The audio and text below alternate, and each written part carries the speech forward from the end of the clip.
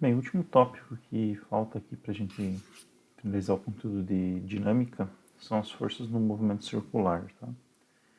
Então, assim, acho que eu já adiantei nos vídeos anteriores que, na verdade, a força que está envolvida no movimento circular, ela não precisa ser, ela não deve, na verdade, ser pensada como uma força nova. Então, às vezes é uma dúvida comum em que os alunos, quando vão fazer algum problema, eles identificam as forças que estão incluídas já no problema e aí adicionam mais uma nova força, que é a força centrípeta. Isso não deve ser feito, porque assim, não existe essa força centrípeta.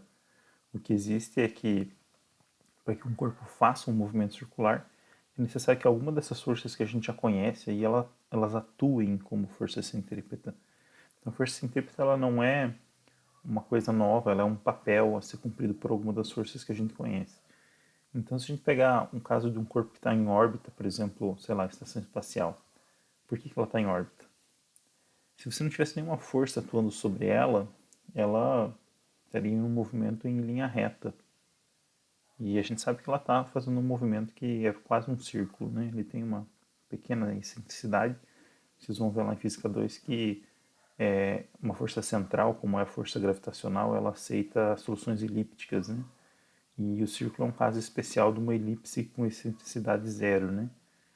E aí você tem essa possibilidade das elipses, né?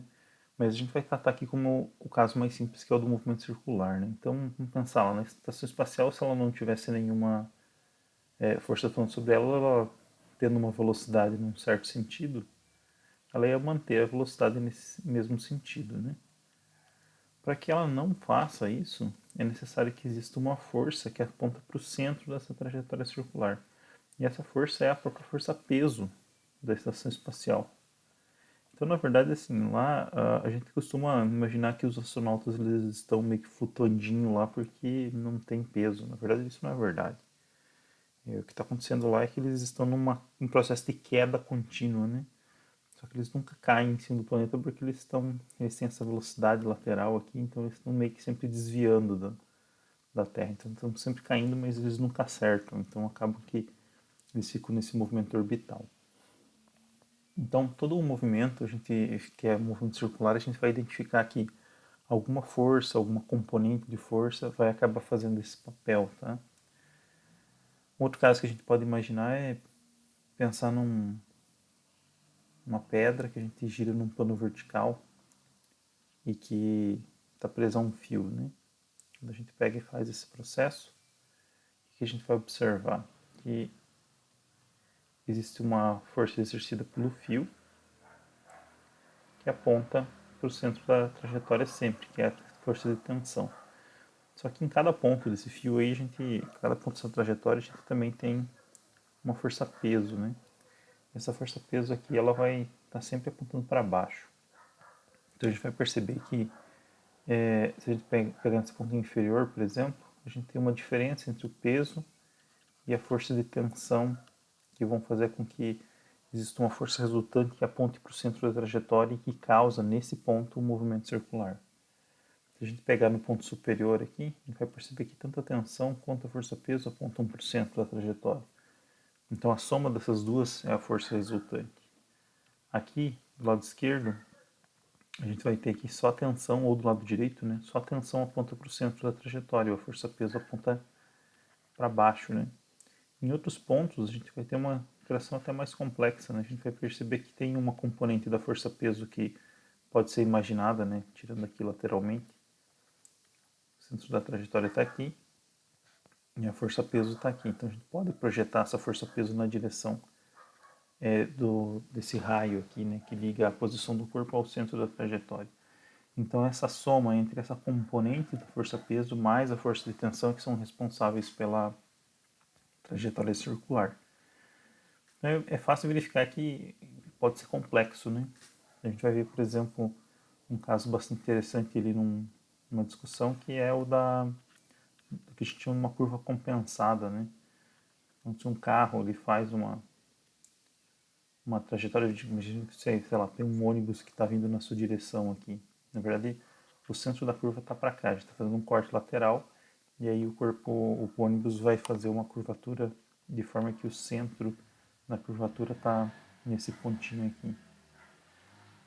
Quais são as forças que fazem com que você tenha essa trajetória circular?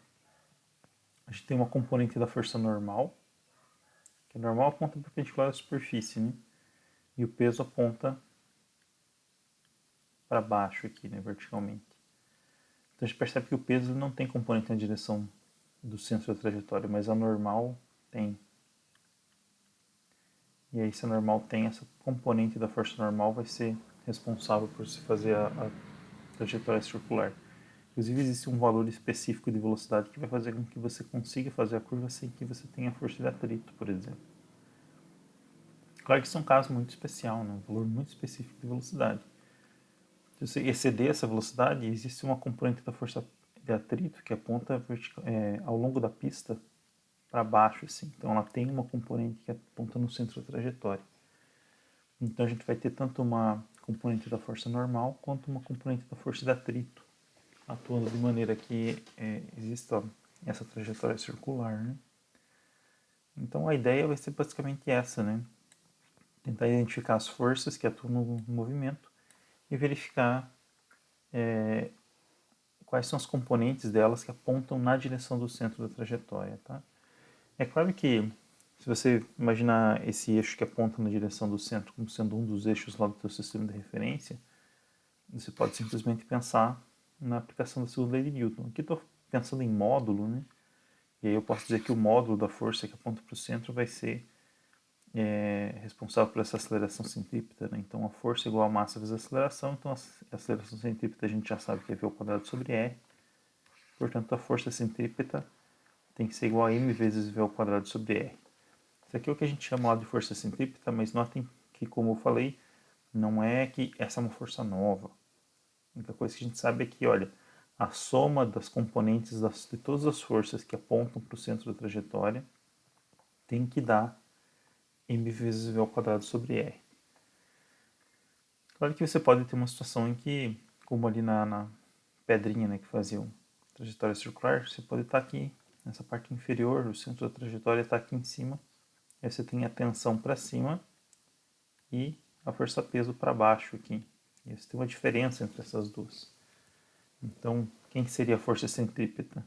Seria a diferença entre essas duas forças, tá? A gente vai verificar como resolver isso aqui de uma maneira bastante sistematizada, pensando no seguinte: a gente vai, para poder resolver o problema, sempre adotar um sistema de referência especial, digamos assim.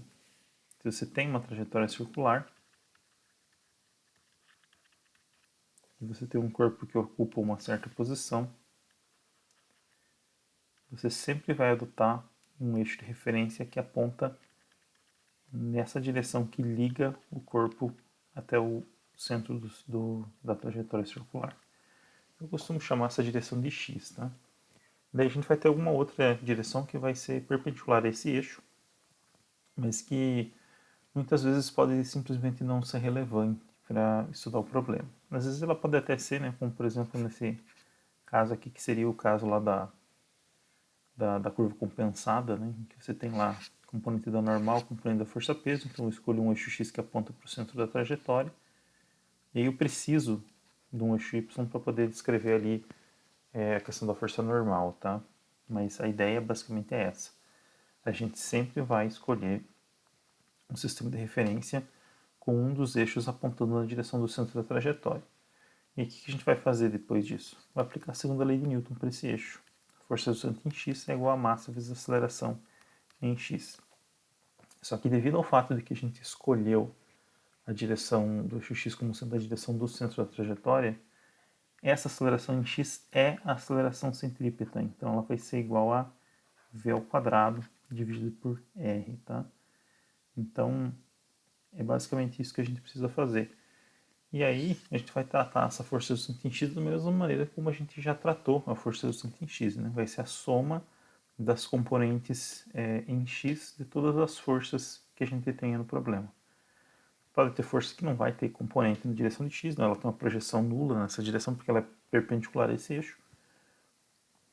mas todas as que não tiverem, a gente vai ter que tratar da maneira usual, né? Então, se a projeção é no sentido positivo, né, que é o sentido que aponta para o centro da trajetória, a gente vai colocar com um sinal positivo. Se por algum acaso ela aponta no sentido oposto, a gente vai colocar com um sinal negativo, tá? Então, basicamente isso. Não tem nada de muito diferente, tá? Então, discutir agora algumas coisas que são bastante comuns nesse tipo de problema, tá? E aproveito para ir exemplificando algumas situações aí que são importantes. Então, começando aqui para um movimento circular em uma pista, vertical em uma pista, né? Então, que seria justamente lá a ideia de você pegar e amarrar uma pedrinha, uma cordinha e girar a pedra nesse plano vertical, né? Então, a gente vai ter, como falei ali antes, várias posições, né? E cada uma dessas posições eu vou ter relações diferentes entre as forças, né? Aqui eu estou imaginando como pode ser uma pedrinha, né, que seria uma força de tensão, ou pode ser uma pista, como se fosse um loop, em que você tem lá uma bolinha girando dentro desse loop. E aí você tem uma força normal ao invés de uma força de tensão, mas o resultado é exatamente o mesmo, né? A gente tem posições onde a normal ou tensão faz um ângulo de 90 graus com a força-peso, que são essas duas laterais aqui. Então a gente pode dizer que a normal ou tensão é a única força que aponta para o centro da trajetória, né? Então a força-peso vai ser perpendicular. Então se eu aplicar lá a força resultante no eixo x, que é igual a massa vezes a aceleração no eixo x, que é a aceleração centrípeta, a gente pode escrever então que, deixa eu pegar uma caneta mais fina aqui, que a soma das componentes no eixo x, né, nx mais px, vai ser igual a massa vezes v ao quadrado dígito raio. Note claro que a normal ela tem uma projeção completa na direção do centro da trajetória, né? Então, nx é igual a n. E px é perpendicular a esse eixo x, nesse ponto aqui, né? Então, veja que eu tenho vários eixos x aqui, né? Dependendo da posição tem um eixo x diferente. Então, estou pensando nessa posição à direita aqui, né? Então, a gente está pensando nesse eixo x. Então, tem que px vai ser igual a zero. Então, tem que a normal vai ser igual a m vezes v ao quadrado dígito raio. Então, a normal é a força centrípeta nessa situação aqui, sozinha. Agora, se eu pegar a posição inferior, por exemplo, vamos pensar no superior antes. Isso aqui pode ser tanto a esquerda quanto a direita, tá? E aí, pensando agora na posição superior. Aí lá a gente vai aplicar a segunda lei de Newton para o eixo x, vai perceber que nx mais px vai ser igual a m vezes v ao quadrado.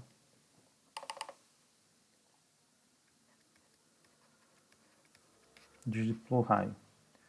Só que notem que nx aqui ó, aponta no centro da trajetória, na direção do centro da trajetória, aponta no mesmo sentido, inclusive, né? E o peso também. Então, os dois são projeções completas no sentido positivo do eixo. Então, eu vou ficar com n mais p é igual a m vezes v ao quadrado dígito raio. Outra situação é aqui de baixo, né? E aí, ali embaixo, ponto inferior, a gente vai perceber que, bem, vai continuar sendo nx mais px, que é igual a m vezes v ao quadrado dígito raio. Só que nx aponta na direção do centro da trajetória, então a gente vai ter n, só que a gente tem o px apontando no sentido oposto ao do centro da trajetória, então no sentido negativo do eixo, né? Então a gente vai ficar com n menos p, é igual a m vezes v ao quadrado dígito raio. Então a gente sempre tem que fazer essa análise, né, das forças, assim como a gente tem feito para todos os outros problemas. A questão, basicamente, é lembrar de que a gente tem que colocar obrigatoriamente o eixo de referência no sentido que aponta para o centro da trajetória, porque, né, na verdade, isso aqui tem uma relação com aquela questão da aceleração, né? A gente sempre escolhe a direção do eixo na direção da aceleração. É o eixo que, se a gente sabe a direção da aceleração, é o eixo que a gente deve escolher, né? E aqui a gente sabe qual que é a direção da aceleração, ela aponta para o centro, então a gente escolhe a direção de um dos eixos apontando exatamente na direção do centro, né? Direção e sentido. E aí é natural a gente fazer essa análise. E aí a única coisa que a gente precisa lembrar é que devido a essa nossa escolha, né, de que o eixo x, por exemplo, aponta para o centro da trajetória, então a gente vai ter a relação de que a x é a aceleração centrípeta e, portanto, vai ser igual a m vezes v ao quadrado de pelo raio, né? O resto é tudo igual. Resolve exatamente da mesma maneira, né? Aplica a segunda lei de Newton para os eixos, acha lá umas equações e tenta daquelas equações tirar aquilo que foi pedido no problema, né? Outra coisa que é interessante de notar é que aquela ideia de condição de perda de contato, ela volta aqui e tem algumas consequências interessantes, né? Então, se você pegar um carrinho e colocar fazendo um loop, você vai perceber que existe uma velocidade mínima que ele tem que ter quando ele chega nesse ponto superior do loop para que ele não perca contato com a pista. Então, quando ele chega exatamente aqui em cima, ele está sujeito às seguintes forças, né? A gente viu ali, ele tem uma força normal que aponta para baixo, e ele tem uma força peso que também aponta para baixo, né? Por que isso dá uma condição de velocidade mínima, né? Porque se a gente adotar lá um eixo que aponta na direção do centro da trajetória, né? Vou desenhar aqui do lado. Então tem aqui o centro da trajetória, aqui tem um eixo x, e eu tenho aqui a posição do corpo. Ele está sujeito então a uma força-peso que aponta para baixo, e também está sujeito a uma força normal. Vou desenhar aqui, sei lá, em vermelho por cima. Normal aqui. Então, se a gente somar essas duas forças, né? Por que somar? Porque, na verdade, a gente vai fazer o seguinte: olhar para o eixo x e verificar que a força resultante em x é igual a massa vezes a aceleração em x. Só que, devido à nossa escolha de sistema de referência, a gente sabe que a aceleração na direção do eixo x é a aceleração centrípeta, que vai ser igual a v ao quadrado pelo raio. Então, o que vai ser essa força resultante em x? Né? Vai ser a soma das projeções na direção do eixo x de todas as forças que tem no problema, né? Que vão ser o peso e a normal. Então a gente tem lá, ó, normal em x mais peso em x tem que ser igual a m vezes v ao quadrado dividido pelo raio. Aí a ideia de condição de perda de contato é o que, né? A gente tinha notado anteriormente que se você pega um corpo que está sobre uma superfície e vai arrastando ele com uma força que faz um ângulo aqui, força F, se você for aumentando o valor da força F, eventualmente esse corpo perde contato com o chão. E quando que isso acontece, né? Então, além dessa força F, a gente tem a força normal e a força peso. Se a gente não tiver a força F, a gente só tem o normal e o peso, e a gente tem uma condição em que a gente não tem nenhuma aceleração vertical, a gente sabe que o normal tem que ser igual ao peso. Agora, se a gente começa a fazer uma força F assim, nessa direção, como está mostrado na figura, a minha aceleração ela passa a não ser mais zero, ela passa a ter uma aceleração na direção horizontal. Só que notem que no eixo Y, né, que seria esse eixo vertical, a gente tem ainda uma componente da força F. Então, se a gente aplicar a segunda lei de Newton para o eixo vertical, a gente vai perceber que a normal mais essa componente da força F tem que ser iguais ao peso. Só que você não tem nenhuma aceleração vertical, né? Então a gente percebe que em relação à situação em que a gente não tinha força F, a normal deve ter diminuído. E conforme você aumenta o valor da força F, progressivamente a normal tem que ir diminuindo para poder manter essa situação de equilíbrio e você ter uma força resultante vertical que seja nula, né? Afinal, normal, por que a normal não pode permanecer constante, né? Porque se você aumenta F e mantém a normal com o mesmo valor, você vai tirar isso do equilíbrio, né? Porque a força-peso é constante. Então, para você possa manter essa relação que é normal mais Fy igual a P, se você aumenta Fy, você tem que diminuir a normal, senão você vai sair da condição de igualdade, né? Só que a normal tem um limite mínimo, né? Que é zero. A partir do momento que você chega em zero, se você continuar aumentando Fy, aí você necessariamente vai ter uma força resultante que aponta para cima e esse corpo vai começar a acelerar para cima. Então a condição de iminência de perder contato é justamente quando n é igual a zero. Então se a gente voltar aqui para essa situação do movimento circular, a gente percebe que a condição de iminência de perder contato é justamente tomar que a normal seja igual a zero. Isso implica então que eu vou ficar só com Px apontando na direção do centro da trajetória. Então, Px vai ser uma projeção completa na direção do eixo x, né, positivo, então Px é igual a P. Só que P é igual a m vezes g, né? Então, m vezes g vai ser igual a m vezes v ao quadrado g pelo raio. Então, a gente nota que g é igual a v ao quadrado g por r, e, portanto, eu posso dizer que minha velocidade vai ser igual a raiz de r vezes g. Mas isso é a velocidade que a gente tem nessa condição de iminência de perder contato, que é uma velocidade mínima, né? Se imaginar que eu passo com uma velocidade 1000 vezes superior, o que vai acontecer? A normal tem que ser exercida ali, apontando para o centro da trajetória para ajudar esse corpo a fazer essa trajetória circular. Então, essa condição de perda de contato é justamente uma condição de velocidade mínima. Pelo contrário, se a gente tiver uma situação em que, ao invés de estar por dentro dessa trajetória circular, a gente estiver por fora, né? Pode ser comum lá numa estrada que tem uma deformação em que você chega aqui nesse ponto superior da estrada com um veículo, né? Quando você chegar exatamente nesse ponto superior, o centro da trajetória está aqui embaixo, né? Então, se a gente escolher lá um eixo que aponta na direção do centro da trajetória, quando ele chegar aqui em cima, quais são as forças que eu tenho, né?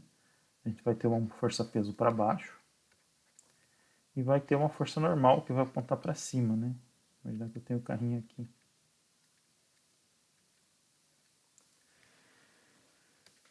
Então, se a gente aplicar a segunda lei de Newton para o eixo x, que a gente vai perceber que Px mais Nx tem que ser igual a m, que multiplica v ao quadrado sobre r, né, que é a aceleração em x, que é a aceleração centrípeta. E de novo a gente tem a ideia de que, olha, se a gente estiver na condição de iminência de perder contato, a gente tem que normal igual a zero, ou seja, m vezes g, que Px vai ser igual a P, né, que vai ser igual a m vezes g, vai ser igual a m vezes v ao quadrado de por raio. Então a velocidade vai ser igual a raiz quadrada de r vezes g. Só que agora essa velocidade não é mínima, ela é máxima. Se você passar com uma velocidade muito pequena aqui, a gente sabe de uma experiência cotidiana que não acontece nada, né? O carro simplesmente vai continuar passando ali e vai embora. Agora, se você for aumentando a velocidade, eventualmente vai ter uma velocidade em que você, quando chega nesse ponto superior, você salta, né? Então, essa aqui passa a ser uma condição de velocidade máxima, né? Quando você está por fora da trajetória circular e não por dentro, como era o caso anterior, tá? Eu vejo que isso são consequências simplesmente da gente aplicar a segunda lei de Newton, sempre considerando que no movimento circular a gente escolhe um eixo que aponta para o centro da trajetória e considerando que a normal vai ser igual a zero na condição de iminência de perder contato, tá?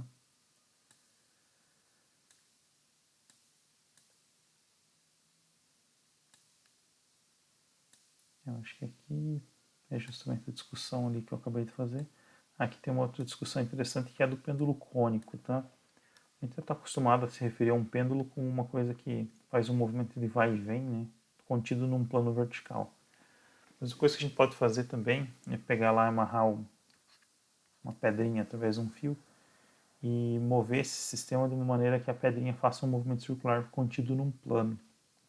E o fio que liga a pedrinha ao ponto superior de fixação, ele descreve um cone. É por isso que isso é chamado de um pêndulo cônico. O que é comum de se perguntar nesse tipo de problema vai ser qual que é a velocidade em função desse ângulo θ que a gente tem aqui, né? Entre o fio e a direção vertical. Então, o corpo tem uma certa velocidade e eu quero saber qual é a relação dela com o ângulo θ. como que eu faço para poder chegar nessa condição, né? Então, a primeira coisa que a gente vai fazer é escolher um sistema de referência, né? E aí, obrigatoriamente, a gente tem que escolher um sistema de referência que aponta na direção do centro da trajetória. Então, aqui eu tenho um eixo X, que eu escolhi apontando para o centro da trajetória. E aí eu tenho as forças que atuam nesse corpo, né? Notem que, se você considerar só o peso e essa tensão, não tem equilíbrio nisso aqui. A gente tem uma força resultante. Isso é natural, porque a gente tem, de fato, uma aceleração. O movimento circular, ele é um movimento que não está em equilíbrio, né? Então, a gente tem que ter uma força resultante que aponta para o centro da trajetória, que vai ser justamente essa força que está desenhada aqui em cinza, né? Mas de uma maneira prática, é mais fácil a gente pensar da seguinte maneira: ao invés de a gente se preocupar direto com essa força, a gente simplesmente segue o processo de escolher um sistema de referência com um eixo que aponta para o centro da trajetória e um eixo que vai ser perpendicular àquele ali. Nos outros problemas a gente nem tratou desse eixo perpendicular, mas agora a gente vai precisar tratar porque a gente precisa falar sobre a força de tensão aqui. Então, olhando para o eixo X, o que a gente tem, né? Que a força resultante em X é igual a massa vezes a aceleração em X. Só que essa aceleração em X é a aceleração centrípeta. Então, a força resultante em X vai ser o quê? Vai ser Px mais Tx. Isso tem que ser igual a m vezes v ao quadrado de por r. Notem, no entanto, que devido à minha escolha do sistema de referência aqui, a força-peso é vertical e meu eixo x é horizontal, então Px é zero. Eu só tenho Tx. Então eu vou ficar com Tx vai ser igual a m vezes v ao quadrado de por r. Assim que é Tx, né? Se a gente voltar aqui na figura, a gente vai perceber que Tx vai ser a projeção desse vetor t na direção do eixo x que pode ser encontrado através dessa distância aqui, né? Então notem que quando a gente tem duas retas que são paralelas, se a gente tem uma terceira que corta as duas assim, esse ângulo aqui é igual a esse aqui. Então como eu tenho que esse ângulo aqui é θ, esse ângulo aqui também vai ser θ, né? Então do triângulo retângulo é fácil perceber que Tx vai ser igual a t vezes o seno do ângulo θ. Eu posso escrever lá que Tx vai ser t seno de θ. Isso tem que ser igual a m vezes v ao quadrado de por raio. Esse tipo de problema, eles em geral vão te dar o quê? A massa, perguntar a velocidade e te dar no máximo o raio. Mas às vezes ao invés de dar o raio, ele te dá o comprimento da corda, porque aí você consegue calcular o raio através de geometria também, né? Então, dá para perceber aqui que t não é na verdade conhecido, né? Como é que a gente vai poder resolver o valor de t? A gente vai ter que pensar no eixo y. Então, no eixo y, a gente vai ter que a força resultante em y é igual a massa vezes a aceleração em y. Só que nesse tipo de problema, esse plano descrito aí pela pedrinha, ele não vai mudar verticalmente. Então, ele vai ser uma situação de aceleração nula, né? Então, a aceleração vai ser zero e a gente pode escrever então que a força resultante em y vai ser ty mais py igual a zero. Bem, ty pode ser calculado através do ângulo θ lá como sendo t cosseno de θ. E py vai ser o quê? Vai ser a projeção completa no sentido negativo de y, então vai ser menos p. Isso tem que ser igual a zero. Então daí vem que t cosseno de θ é igual a m vezes g, ou seja que t é igual a m vezes g sobre o cosseno de θ.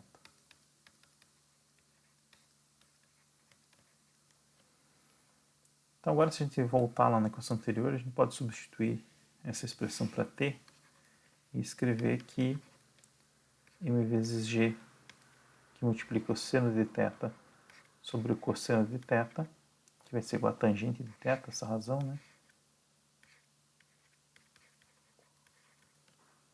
Vai ser igual a m vezes v ao quadrado de pelo raio. Notem que a gente pode cortar essa massa que aparece dos dois lados. E aí a gente vai ter então que g vezes a tangente de θ vai ser igual a v ao quadrado de por r.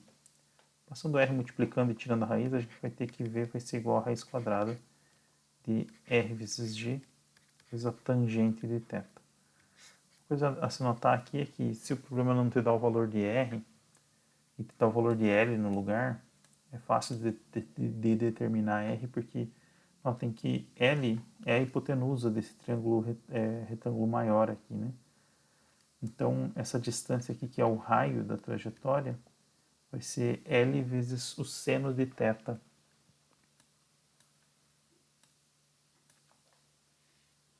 Eu posso escrever isso como sendo raiz de L vezes G vezes o seno de θ vezes a tangente de θ. Isso relaciona aí a velocidade ao ângulo θ entre a direção vertical e a direção do próprio fio, tá? Finalmente, eu acho que o problema mais complexo aqui dessa situação que a gente vai ver aqui nessas notas de aula, né, em relação ao movimento circular, é o que a gente chama de uma curva compensada, né? Por que ele é o mais complexo? Porque, na verdade, assim, a força θ ela pode atuar tanto para baixo quanto para cima quando a gente está fazendo uma curva compensada. Quando que ela vai atuar para cima, né? Quando você está fazendo com uma velocidade tão pequena que a tua tendência é deslizar para dentro da curva, né? Então, você tem a tendência a deslizar para baixo, a tua força θ vai atuar para cima. Agora, se você está fazendo ela com uma velocidade muito elevada, que de fato é o que as curvas compensadas geralmente são pensadas dessa maneira, né? Porque você vai fazer uma compensação na curva para evitar que a pessoa faça com uma velocidade alta demais essa curva e saia da pista com o carro, né? Então, se a gente tem essa tendência a sair para cima, a gente vai ter uma força que atua para baixo. Então, de qualquer forma, isso vai dar para a gente uma velocidade mínima e uma velocidade máxima para poder fazer essa curva, né? Então, vamos considerar que a gente esteja pensando na velocidade máxima, né? Então, a gente tem uma tendência a sair da curva para cima, então a força centrífuga tem que apontar para baixo. Então, eu me pergunto, né? Qual é o valor máximo de velocidade que a gente pode fazer uma curva, né? Então, eu vou considerar que ele tem uma figura como aquela que está ali, né? Bom, vou reutilizar aquela que está ali, já que está pronto. Está mais bem desenhado.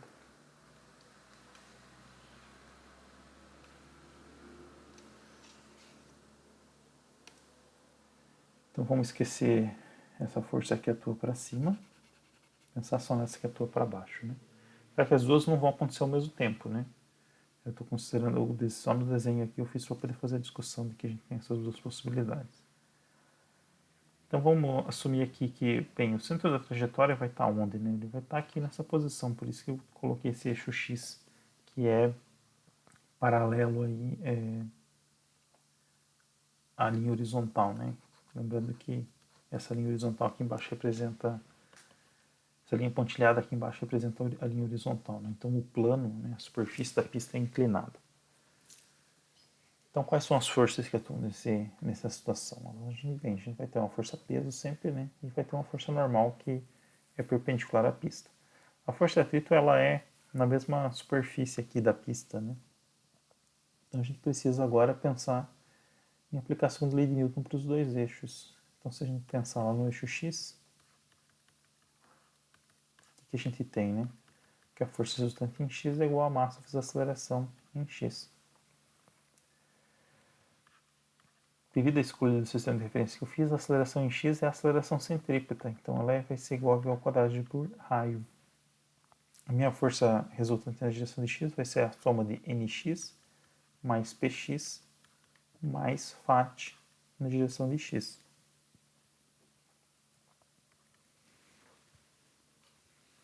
Então agora, escrevendo essa soma igual a massa vezes a velocidade ao quadrado sobre r, a gente pode perceber só o seguinte por enquanto, né? Que px tem que ser igual a zero, porque a direção do eixo x é perpendicular à direção onde a gente tem a força-peso. Que nx, devido a esse ângulo θ aqui, né? Bom, isso é uma coisa que a gente precisa discutir, né? Se a gente tem um ângulo θ aqui em relação ao plano inclinado, esse outro ângulo aqui também tem que ser θ. É mais fácil a gente entender isso, imaginar que a gente baixasse aqui esse plano inclinado até que a pista ficasse horizontal, né? Aí a normal ia ficar exatamente na direção vertical. Então, se você eleva isso no sentido aqui anti-horário na figura por um ângulo θ, aí vai surgir esse ângulo θ aqui entre a horizontal e a direção da pista, e como a direção entre a normal e a direção da pista é 90 graus sempre, né? Surge o mesmo ângulo θ entre a normal e a direção vertical, né? Então a gente pode olhar para a figura e perceber que se eu quiser projetar a normal na direção do eixo x, eu posso fazer isso fazendo n vezes o seno de θ. Então n seno de θ é mais o peso na direção de x, que é zero, mais a força de atrito na direção de x, vai ser igual a m vezes v ao quadrado sobre r. Eu posso afirmar alguma coisa em relação à força de atrito na direção de x? Na verdade posso, né? Porque se a gente pensar aqui na força de atrito, ela está ao longo do plano inclinado, né? Mas o plano inclinado faz um ângulo θ em relação à horizontal. Então eu posso perceber aqui que eu vou ter um outro ângulo θ aqui, né? E eu posso projetar essa força de atrito na direção do eixo x, né? Que é paralelo aqui, né? Pensando em força de atrito vezes o cosseno de θ, né? Então eu vou ficar com força de atrito, que é estático, né? Afinal, a gente está considerando que não existe deslizamento, vezes o cosseno do ângulo θ. Isso vai ser igual a massa vezes velocidade ao quadrado dividido por raio. Só que assim, se a gente está considerando que a velocidade vai ser máxima, então quer dizer que a força de atrito vai dar a máxima contribuição dela, né? Então a gente deve estar na iminência de começar a ter deslizamento. Então essa força de atrito aqui deve ser a estático máximo, vai ser μe vezes a normal. Então a gente pode escrever aqui n vezes o seno de θ mais μe vezes n cosseno de θ vai ser igual a m vezes v ao quadrado dividido por raio. Só que assim, não quero deixar em função da força normal, porque força normal é um negócio que é complicado de determinar, né? Esse problema aí, quanto que seria o valor da força normal? Né? Bom, a gente pode determinar ele através do eixo y, aplicando a segunda lei de Newton para o eixo y. Então, se a gente fizer isso, a gente vai ter o quê? Esqueci de escrever x. Né? Pensando no eixo y, eu tenho o eixo y, onde eu tenho que força resultante em y igual a massa vezes a aceleração em y. Só que notem o seguinte, nesse problema a gente, de uma maneira muito similar ao pêndulo cônico, a gente não tem a variação vertical do plano que contém essa trajetória circular. Então essa aceleração aqui ela vai ser zero. Então a gente tem simplesmente que nx mais px mais φ, aliás, nx não, ny mais py mais φ. Y tem que ser igual a zero. E aí a gente tem que considerar quais são os valores dessas componentes, né? Então, voltando na figura aqui, é fácil perceber que o peso vai ser uma projeção completa no sentido negativo, então py é igual a menos p, e que a normal vai ser uma projeção através do cosseno, né? Então vai ficar n cosseno de θ. Então já vou anotar aqui, né? N cosseno de θ menos o peso mais φy, né? Bem, notem aqui, né, voltando nessa figurinha aqui, que se a gente projetou na direção do eixo x através do seno, aliás, do cosseno da força de atrito, para poder projetar na direção vertical aqui, né, a gente precisa usar força de atrito vezes o seno do ângulo θ. Então, aqui a gente vai ficar com mais, aliás, vai ficar com menos, né, porque essa projeção vai ser no sentido negativo do eixo, então aqui é menos o módulo da força de atrito vezes o seno do ângulo θ, e isso tem que ser igual a zero. Só que, de novo, na força de atrito, ela estou imaginando que seja a condição de força de atrito estático máximo, então ela vai ser μe vezes a normal. E aí se eu pegar esse peso e passar para o lado direito, eu posso escrever aqui n cosseno de θ menos μe vezes a normal vai ter que ser igual a m vezes g. Eu quero dessa relação justamente o valor da força normal, né? Para poder fazer isso, eu vou colocar normal em evidência, vou ficar multiplicando aqui na frente, né? Então, eu vou ficar com n que multiplica cosseno de θ menos μe. Aqui faltou um seno de θ. μe seno de θ, que vai ser igual a m vezes g. Então, notem que n vai ser igual a m vezes g, que multiplica, que está sendo dividido por cosseno de θ, menos μe seno de θ. Então agora se eu pegar e voltar esse resultado lá no lugar daquela outra expressão do eixo x, né? Aqui antes disso eu vou colocar a normal em evidência também, né? Então eu vou ficar com n que multiplica o cosseno de θ mais μe vezes o cosseno de θ, que vai ser igual a m vezes o quadrado dividido por r. Então substituindo aí essa expressão para normal, a gente vai obter a seguinte expressão, que vai ser m vezes g sobre cosseno de θ menos μe seno de θ, que multiplica seno de θ mais μe cosseno de θ. Isso vai ser igual a m vezes v ao quadrado por r.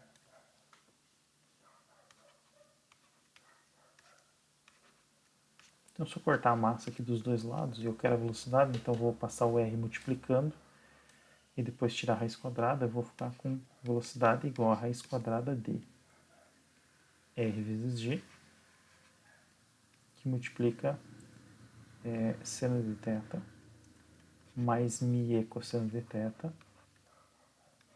sobre cosseno de θ menos μe seno de θ. Então vai ser uma expressão um pouco mais complexa, mas acho que ela sai simplesmente considerando o mesmo tipo de raciocínio, né? A gente pode fazer uma alteração aí para poder determinar qual vai ser a velocidade mínima de uma maneira muito simples, tá? Acho que eu determinei aqui qual seria a velocidade máxima, né? Para poder determinar a velocidade mínima, o que a gente teria que fazer, né? A única coisa que mudaria seria a direção dessa força de atrito, né? A força de atrito, ao invés de estar apontando para baixo, como eu considerei aqui, ela estaria apontando para cima. Só que isso ia causar o quê, né? Basicamente, a gente vai fazer uma alteração de sinal, né? Porque a força de atrito, se eu pegar esse vetor força de atrito que eu desenhei aqui embaixo, e eu fizer menos esse vetor, ele vai ser um vetor que tem o mesmo módulo, vai apontar no sentido oposto, vai ter a mesma direção, né? Então, basicamente, o que eu preciso fazer é, em todos os lugares onde aparece aqui a força de atrito, eu posso mudar o sinal. Então, não preciso calcular tudo de volta, né? Então, notem que toda vez que aparece a força de atrito, vai ser justamente onde aparece o μe, né? Porque ele é uma constante que vem lá junto com a força de atrito. Então, é só ir mudando esse sinal aqui. Não preciso fazer toda a conta de volta.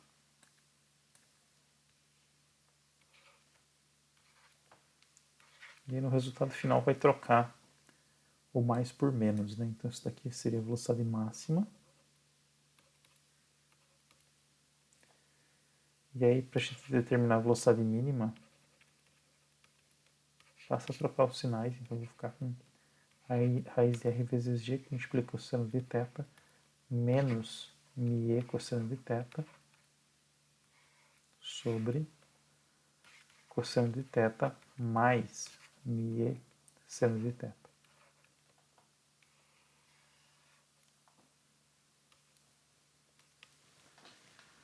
Bem, é isso.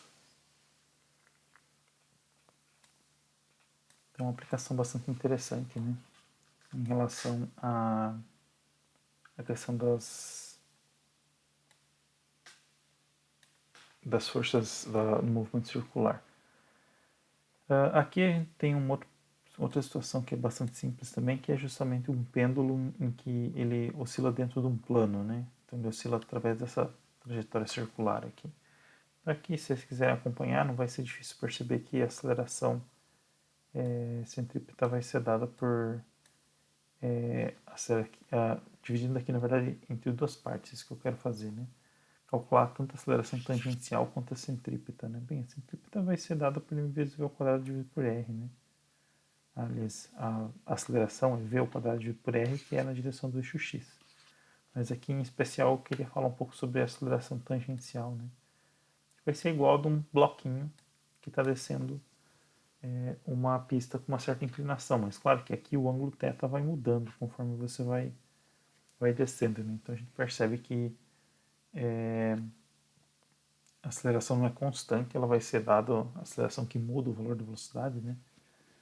Não vai ser constante, vai ser dada por g vezes o seno de θ. Só que se a velocidade muda, isso quer dizer que a gente tem uma alteração também do valor da aceleração centrípeta, né? Porque ela é v ao quadrado dividido por r. Então aqui é um exemplo que, se a gente quiser resolver essa situação de uma maneira, esse pêndulo, né, de uma maneira de utilizar aí as leis de Newton, vai ser bastante complicado, porque a gente vai precisar utilizar integrais, né. No próximo conteúdo a gente vai verificar justamente uma maneira mais simples de resolver esse tipo de problema utilizando leis de conservação. Aqui por último tem uma discussão em relação a forças fictícias, tá? Que não é um conteúdo de Física 1, mas eu fiz um texto aqui, quem tiver interessado pode dar uma olhada, que fala justamente sobre essa ideia, né, de força centrífuga, que é um termo que, na verdade, a gente costuma dizer que não é o errado, é uma força que não existe. Mas, na verdade, isso está muito associado àquela questão lá da primeira lei de Newton, né, dos referenciais inerciais. Se estiver dentro de um sistema aí que está fazendo uma curva, um avião, por exemplo, o avião ele faz a curva através de uma inclinação, né? E aí a gente vai ter o seguinte, né?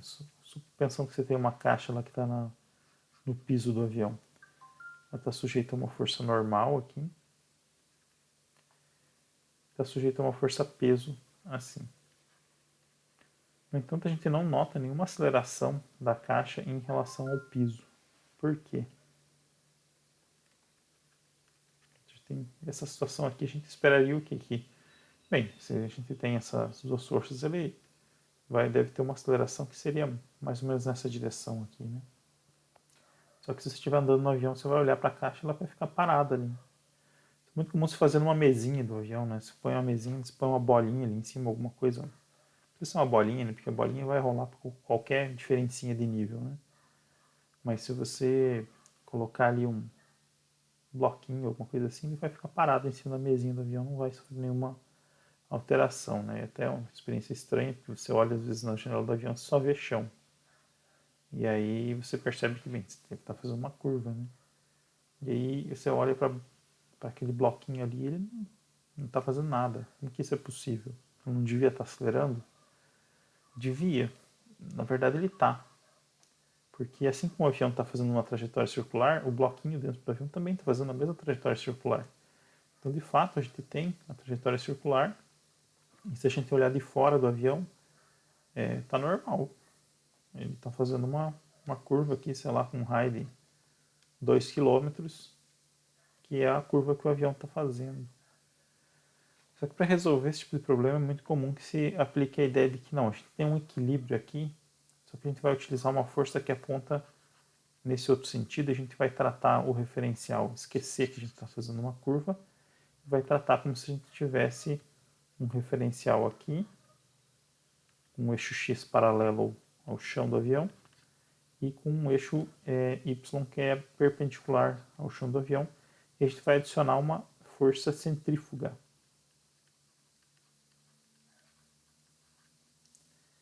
Isso aqui é o que a gente chama de uma força fictícia, tá? Uma força que ela não pode ser explicada através de primeiros princípios, né? Porque, assim, quem que está exercendo essa força? Onde é que está a reação dela? Não existe. Ninguém está exercendo essa força e não tem reação. Porque ela é uma força que, na verdade, não existe. É o que a gente chama de uma força, então, fictícia e que, em algumas situações, a gente consegue aplicar ela, principalmente nessa parte de movimento circular, e até resolve as coisas, tá? Quando alguém resolve dessa maneira aqui, eu costumo dar errado, tá? Porque a gente não está estudando forças fictícias, e a força fictícia você só pode falar nessa força centrífuga depois que você entendeu muito bem a questão de forças centrípetas, que são as forças que existem. E por quê? Porque né, a força centrípeta é um papel que é cumprido por alguma dessas forças que a gente verificou, e todas elas têm as suas reações, por exemplo. Então, são forças que existem. Essa centrífuga ela é basicamente uma força fictícia que ela é dada por menos a força centrífuga, né? Aliás, a força centrífuga é dada por menos a força centrípeta. Então, se a força centrípeta aponta nesse sentido aqui, que seria o sentido que de fato a gente está fazendo a curva, né? A gente assume que existe uma força centrífuga que é no sentido oposto e resolve essa situação como sendo em equilíbrio dentro do avião, né? Por que a gente tem que fazer isso se a gente quiser utilizar esse referencial do avião, né? Porque esse referencial do avião não é um referencial inercial. Então, a gente tem essa necessidade de que, olha, se quiser utilizar a segunda lei de Newton, você vai ter que considerar até força que não existe para ela poder funcionar. Então, é uma discussão muito complicada, né? Como é que se identifica o referencial inercial? A gente procura evitar sempre que possível esse tipo de dificuldade aí. Mas nem sempre é possível, né? Existe uma força que é chamada de força Coriolis, que ela está associada lá justamente quando você pega e faz um lançamento oblíquo. Se você tem lá, talvez já tenha comentado sobre isso, mas tem lá um forte que tem um canhão e aí ele está tentando acertar lá um barquinho que está lá embaixo no mar, né? O canhão vai atirar aqui e vai tentar acertar o barquinho.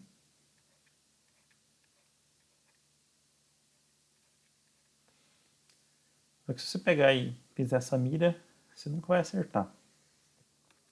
Porque conforme o projétil ele é arremessado, né, quando ele está fazendo esse deslocamento até a posição do barco, ele sofre um desvio lateral assim e acaba não acertando o barco. Por que que isso acontece? Porque na verdade o planeta está girando. Então o teu referencial ele não é um bom referencial. Ele vai ser um referencial que não é inercial, porque está sujeito a essa rotação da Terra. Essa força de Coriolis pode ser calculada considerando lá um referencial inercial e considerando essa rotação da Terra, e aí transportando todos esses resultados para o referencial da Terra, né? Então a gente fica com esse termo adicional, que é conhecido como força de Coriolis, mas que na verdade está simplesmente associado ao fato de que a Terra está girando, né? Então o que acontece é que quando você arremessa o projétil, ele entra numa parábola, que na verdade não é uma parábola, é uma elipse. Então ele está em órbita em relação ao centro da Terra, na verdade. Só que, claro, que essa órbita intercepta a superfície da Terra, né? Então a gente acaba aproximando como se fosse uma parábola, porque a gente considera um campo gravitacional que ele é uniforme e aponta para baixo, né? Mas a gente sabe que, na verdade, o campo gravitacional não é uniforme, ele aponta em direção ao centro da Terra.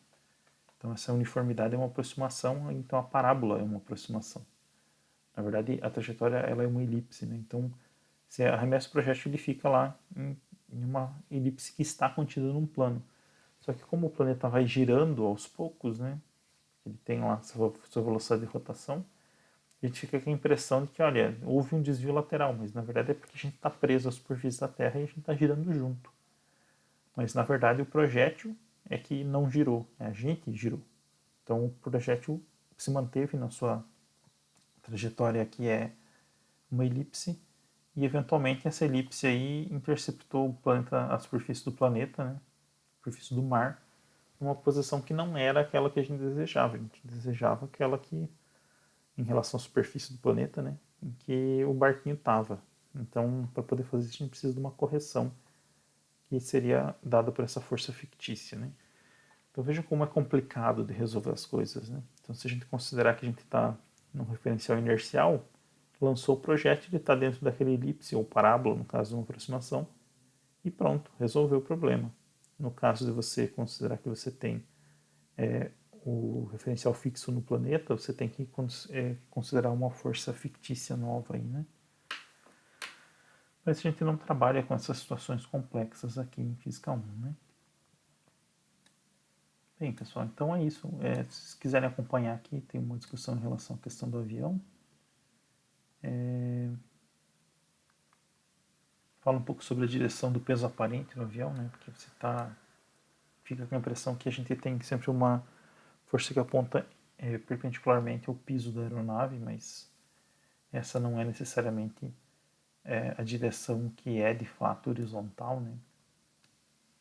E isso aí finaliza o capítulo, que tem algumas outras sessões que são opcionais, se alguém quiser dar uma olhada.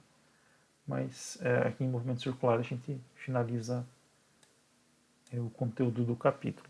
Então, no próximo a gente vai falar sobre uma lei de conservação, que é a lei de conservação da energia. Até o próximo.